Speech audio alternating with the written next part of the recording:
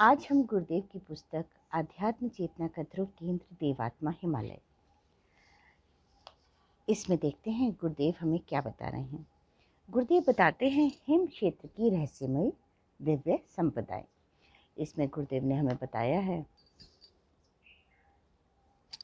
हिमालय बहुत विस्तृत है। उसके आध्यात्म विशेषताओं से संपन्न भाग को देवात्मा कहते हैं। वह बहुत छोटा है, यमुनोत्री से आरंभ होता है, कैलाश शिखर तक चला जाता है। इसकी ऊंचाई समुद्र तल से 10,000 फीट से लेकर 20,000 फुट तक की समझी जा सकती है। शेष भाग वन, पर्वत, वनस्पति, नदी, नद आदि से भरा है।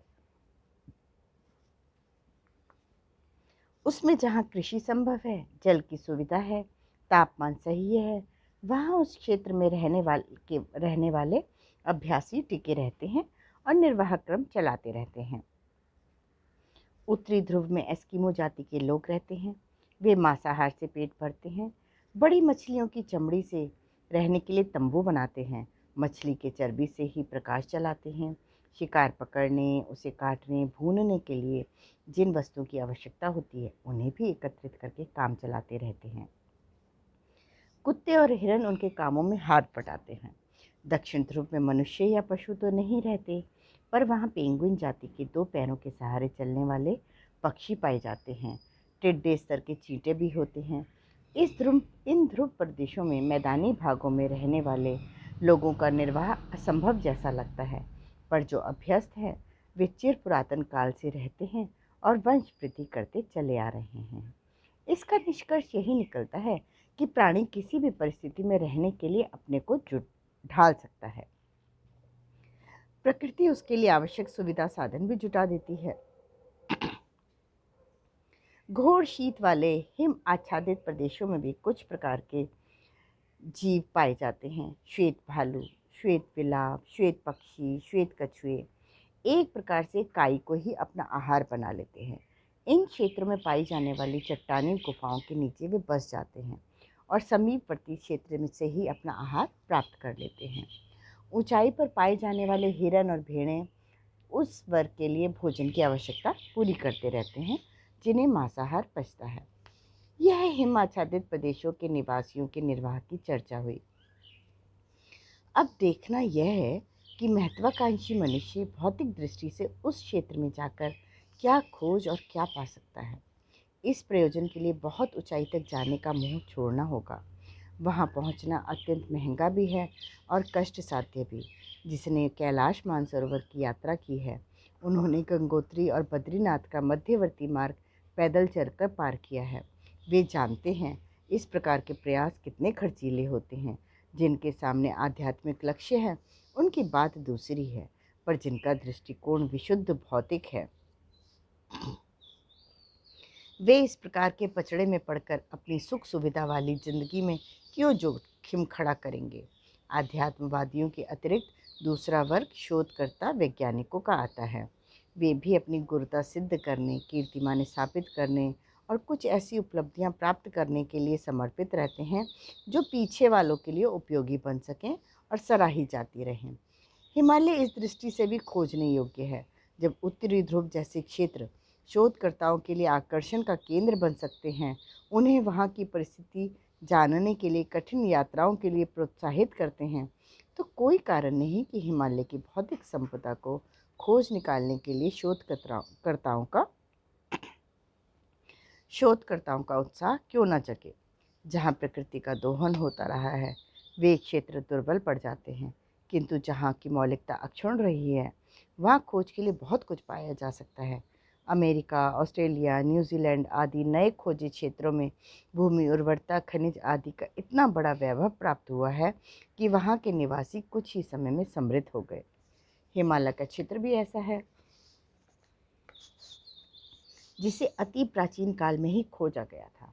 उन दिनों ना वहाँ पाई जाने वाली समृद्धि की कल्पना की गई, ना हाथ ही डाला गया। फलता वह क्षेत्र एक तरह से अछूता ही बना पड़ा है।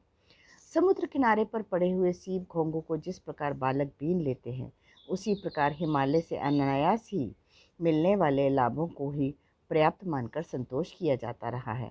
यदि समुद्र की गहराई में उतरकर मोती बीनने वालों का उदाहरण प्रस्तुत किया जा सके तो यह प्रदेश कम विभूतियों से भरा पूरा ना मिलेगा।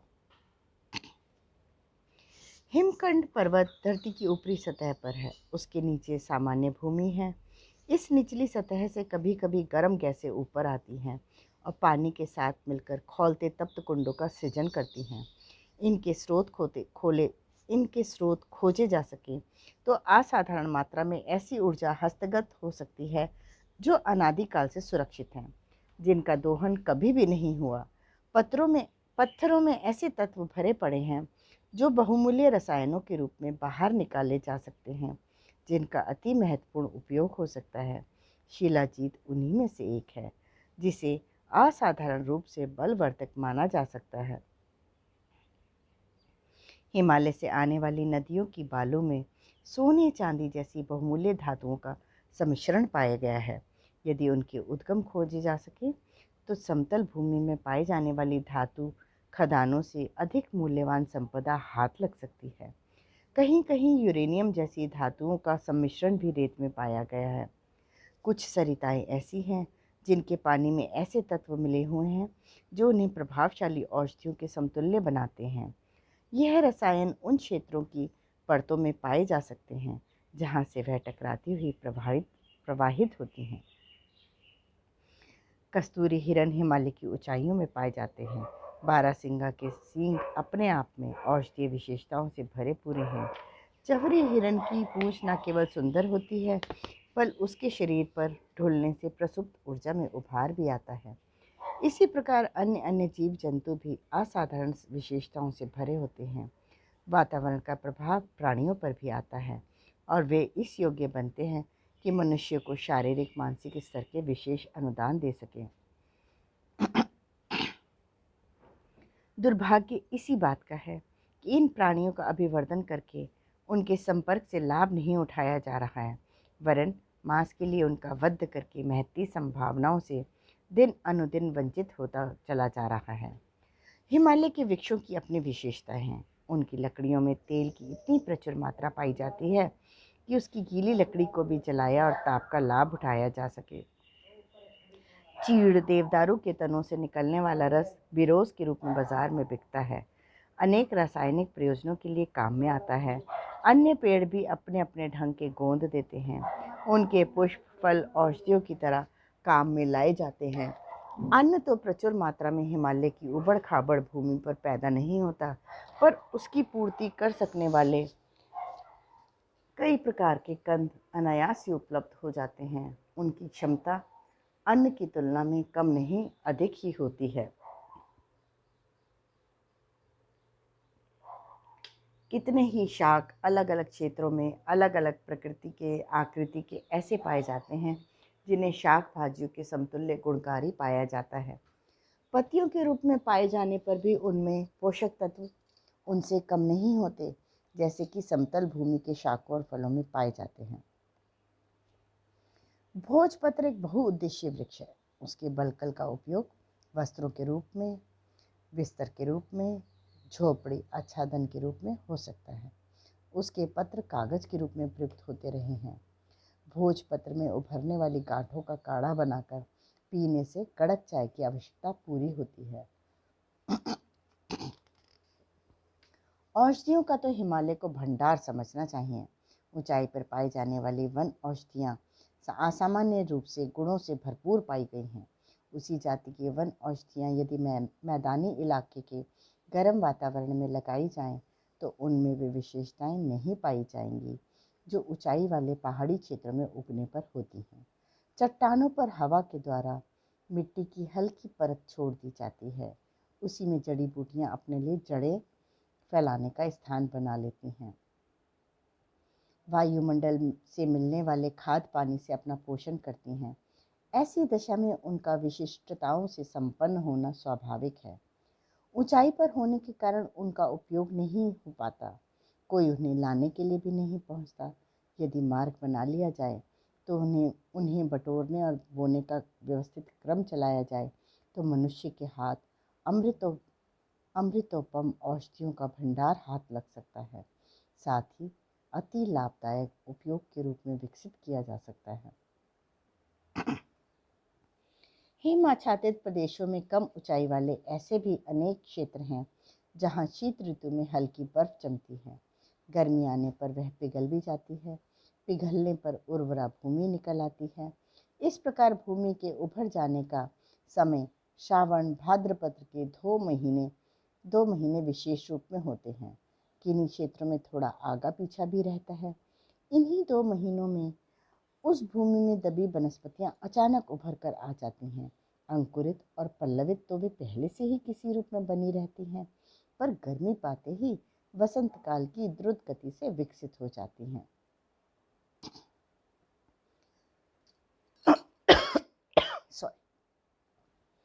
इन 2 महीनों में ही उनका जीवन काल पूरा हो जाता है।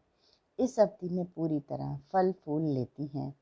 मध्यम ऊंचाई के हिम पर्वतों में 2 महीने का बसंत रहता है। उनमें विशेषतया छोटे बड़े आकार की जड़ी बूटियां फूलती हैं। दूर दूर तक फूलदार मखमली गलीचे जैसे बिछे दिखाई देते हैं। उस नयनाभिराम दृश्य को देखते देखते मन नहीं भरता। प्रकृति का ऐसा अद्भुत कला कौशल दर्शक को भाव विभोर कर देता है। ऐसे फूलों की घाटी देवात्मा हिमालय क्षेत्र में दर्जनों हैं। उनमें से हेमकुंड वाली अधिक प्रख्यात है। केदारनाथ के ऊपर वाला क्षेत्र भी ऐसा ही है। फूलने के बाद यह वन औषधियाँ फलती हैं। पकने पर बने हुए बीज धरती पर बिखेर जाते हैं। उसके बाद बर्फ़ पड़ने लगती है। बीज उसके नीचे दब जाते हैं। प्रायः 8 महीने उपरांत बर्फ़ पिघलने पर यह धरती फिर खुलासा होती है। इस बीज भूमि में अपनी जड़ें जमा लेते हैं, अंकुरित हो लेते हैं। धूप के दर्शन होते ही तेजी से बढ़ते हैं, पल्लवित होते हैं और फलने फूलने लगते हैं। यह उनके दृश्य स्वरूप की चर्चा हुई। इन वनस्पतियों के गुणों की नए सिरे से खोज होने की आवश्यकता है।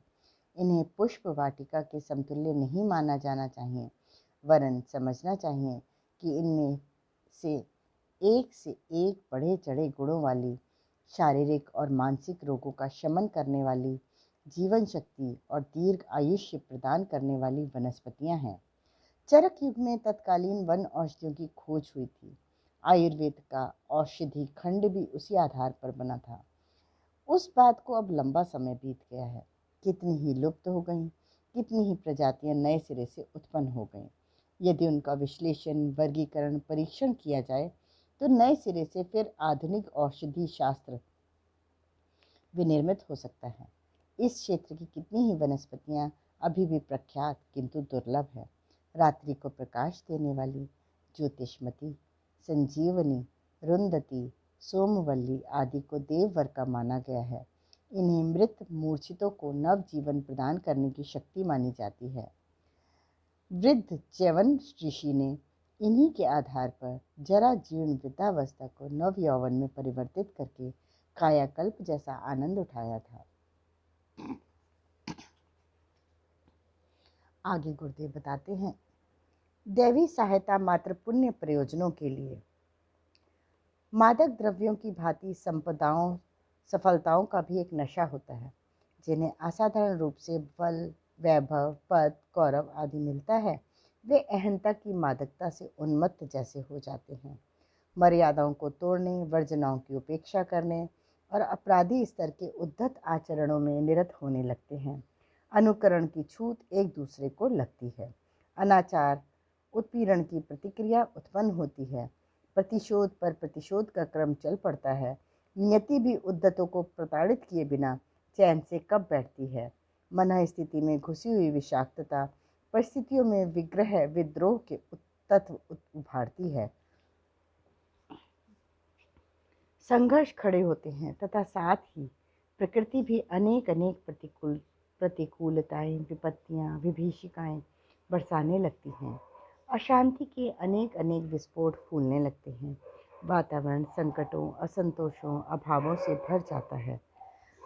मनुष्य यूँ चाहे तो चिंतन, चरित्र, व्यवहार की उत्कृष्टता बनाए रहकर सुख शांति का माहौल बनाए रह सकता है।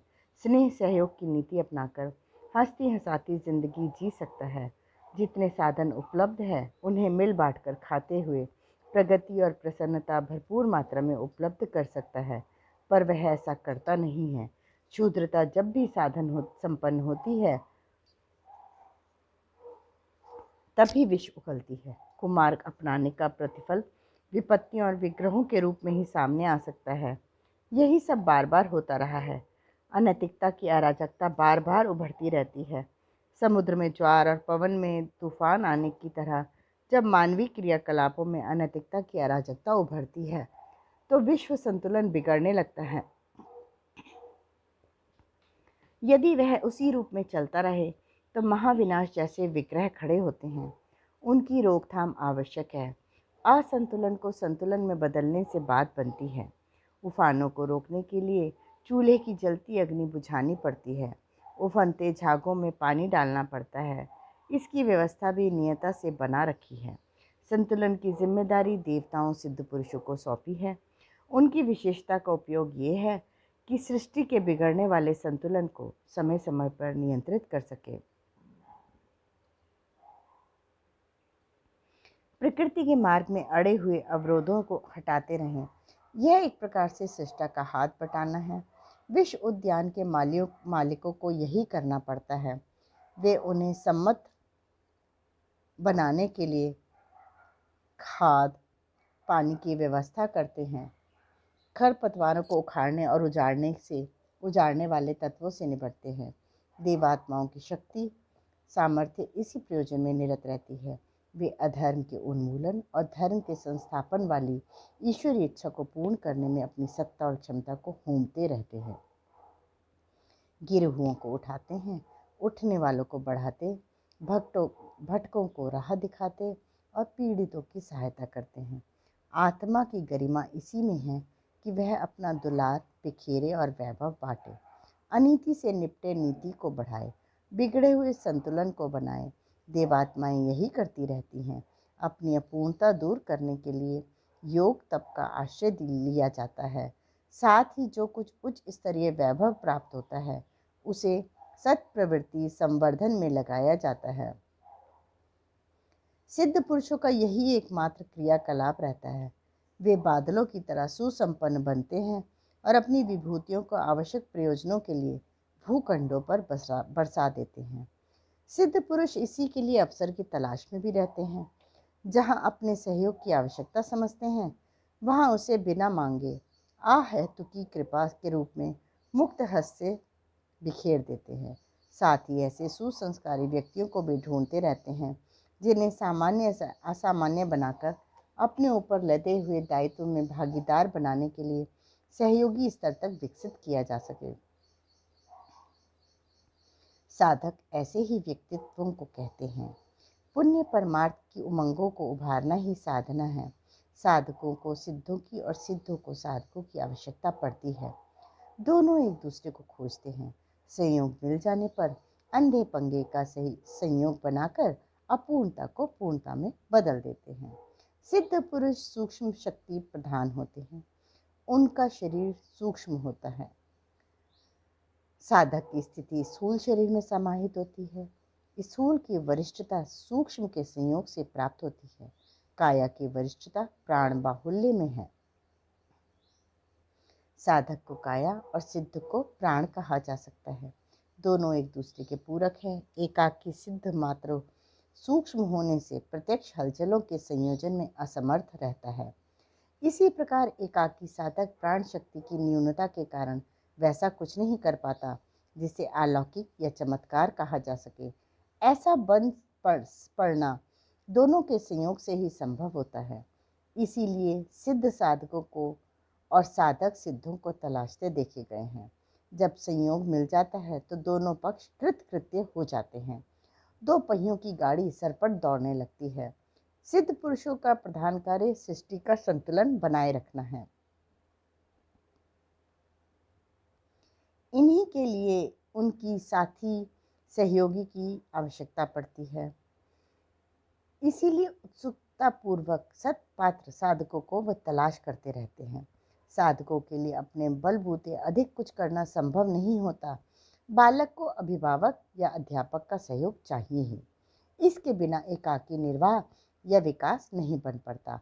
साधक भी उच्च स्तरीय उत्कर्ष के लिए समर्थ सहयोगी की आवश्यकता अनुभव करता है और उसे खोजता है। साधक एवं सिद्ध आदर्श मार्ग के दो पथिक हैं, दोनों ही दो बैलों की तरह एक जुए में जुटते हैं, जिसका ढांचा विश्व संतुलन का परिवहन करते रहता है। एक दूसरे का सहयोग पाकर कृतार्थ भी होते हैं और सच्चे मन से सहयोग भी करते हैं। पहुंचना तो दोनों को एक ही गंतव्य पर है। इसके विपरीत एक ऐसी अड़चन भी है जो दोनों के बीच में कभी सच्चा सहयोग बनने ही नहीं देती। वह है ललक, लिप्सा, कामना, स्वार्थपरता। देखा गया है कि तथाकथित आध्यात्मवादियों में से अधिकांश ऐसे होते हैं जो संपन्नता, सफलता के भौतिक प्रयोजनों के लिए किन्हीं देवताओं अथवा देव पुरुषों का श्रम, उपार्जित वर्चस्व मुफ्त में ही लूटना चाहते हैं। इसके लिए अपने को भक्त सिद्ध करने का मुखौटा लगाते हैं, आकुल व्याकुल फिरते हैं।